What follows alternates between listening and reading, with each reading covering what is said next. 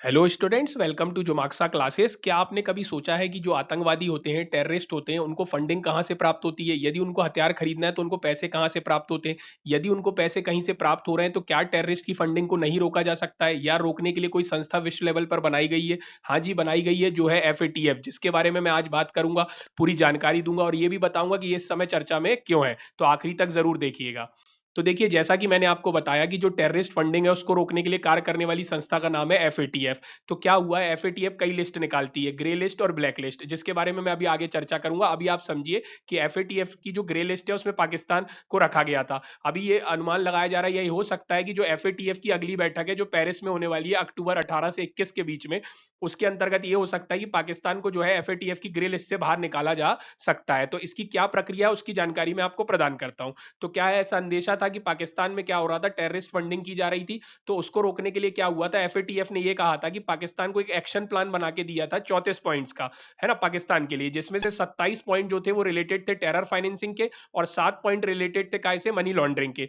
तो इन दोनों को पूरा करना था पाकिस्तान को, और ऐसा अनुमान है कि इन चीजों को पाकिस्तान के द्वारा पूरा किया गया। फिर एफएटीएफ की टीम पाकिस्तान गई थी, वहां पे चेक करके आई है, वहां की जो भी फाइनेंशियल मिनिस्ट्री होती है, बैंक होते हैं, उनसे चर्चा करने के बाद रिपोर्ट तैयार की गई और ऐसा हो सकता है कि उसको बाहर निकाला जा सकता है।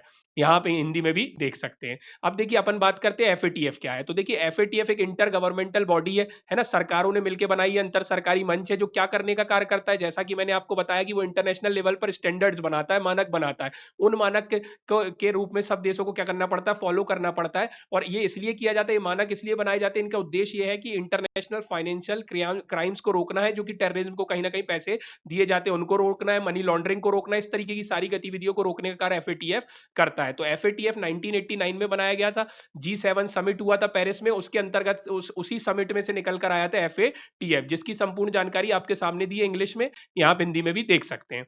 अब देखिए, जैसा कि मैंने बताया, एफएटीएफ एक संस्था है, तो हर संस्था का एक सेक्रेटेरिएट होता है, एक कार्यालय होता है। इसी तरीके से एफएटीएफ का सेक्रेटेरिएट कहाँ है, तो एक और संस्था है, OECD, organisation for economic cooperation and development, इसका हेडक्वार्टर है पेरिस में, उसी में कहीं ना कहीं सेक्रेटेरिएट है किसका, एफएटीएफ का। अब एफएटीएफ एक संस्था है, तो इसके कई मेंबर होंगे, तो 39 मेंबर्स हैं एफएटीएफ में, जिसमें 2 रीजनल ऑर्गेनाइजेशन भी है, the European Commission and the Gulf Cooperation Council. और भारत जो है एफएटीएफ का मेंबर है, और इसके एशिया पैसिफिक ग्रुप का भी भारत क्या है, मेंबर है, जो कि आप यहाँ देख सकते हैं, यहाँ हिंदी में भी दिया गया है।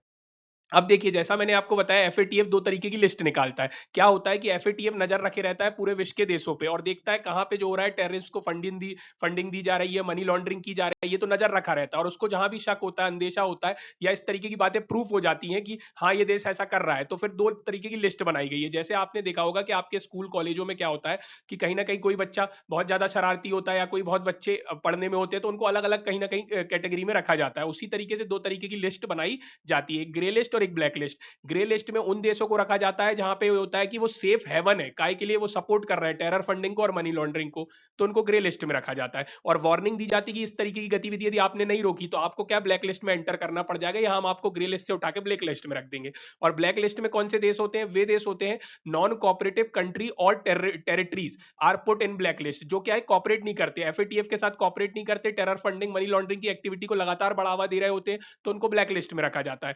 और ब्लैक लिस्ट में रखी गई कंट्री को बराबर रिवाइज किया जाता है, और रिवाइज किया जाता है, उन पे अपडेशन रखा जाता है। फिर जो भी इन लिस्ट में एडिंग और डिलीटिंग का कार्य कौन करता है, एफएटीएफ करता है। उनकी जब भी बैठक होती है उसमें निर्णय लिया जाता है किसको कहां रखना और किसको कहां नहीं रखना। इस तरीके से ये पूरी जानकारी मैंने आपको प्रदान करी। अच्छा, ग्रे लिस्ट और ब्लैक लिस्ट में आ जाने से क्या फर्क पड़ता है, पाकिस्तान क्यों इससे बाहर आना चाहता है? क्योंकि जब भी आप ग्रे लिस्ट या ब्लैक लिस्ट में आ जाते हैं तो आपको जितने भी वर्ल्ड बैंक है, इंटरनेशनल मॉनिटरी फंड है, इस तरीके की जितनी भी फाइनेंशियल संस्था है, उनसे आपको पैसे मिलना बंद हो जाते हैं, आपके देश का विकास रुक जाता है। तो इस तरीके से जब भी आपको पैसों की जरूरत होती है तो आप इनके पास लोन लेने नहीं जा सकते, ये आपको देने से मना कर देंगे, क्योंकि यदि आप एफएटीएफ की इन लिस्ट में आ जाते हैं। तो आई होप आपको, यहाँ हिंदी में भी देख सकते हैं, आई होप आपको वीडियो पसंद आया होगा, तो लाइक शेयर सब्सक्राइब जरूर कीजिएगा। आपको हमसे कांटेक्ट करना है तो हमारी कांटेक्ट डिटेल है।